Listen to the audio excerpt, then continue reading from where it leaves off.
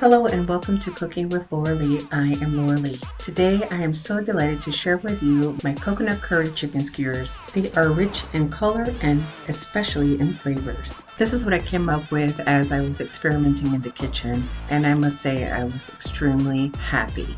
I know that you will be happy too. I hope you all enjoy my video. To my subscribers, thank you so much for your support. And if you're new here, welcome. Make yourself at home. The recipe will be linked in the description below. Please make sure to share and subscribe. As you can see here, I used chicken thighs and I deboned the chicken. I wanted to keep the bone for chicken stock. The other thing is that scrap right there of skin, you do not want to get rid of that. That is a great way to add some crispy texture as a topping. Season it. All you do is just kind of fry it up in the pan and it will be delicious. To make it easier on yourself, I would use boneless, skinless thighs. I experimented with this because I wanted to see if the skin got crispy. I was successful in some of the skewers, but then some of them did not get to the crispy point that I wanted to, so I wouldn't recommend. The ones that were crispy, I was able to enjoy and eat them, and then the ones that were not to my crunch level that I wanted, I just kind of discarded. But the flavors were still on point.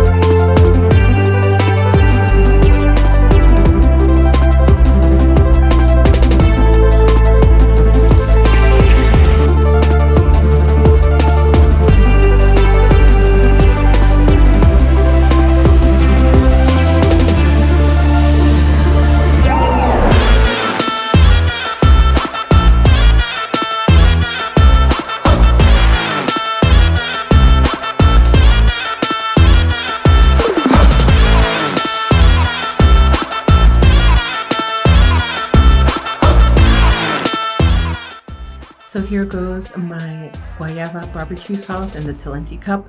If you want that recipe, go ahead and check out my Mother's Day collaboration for that full recipe.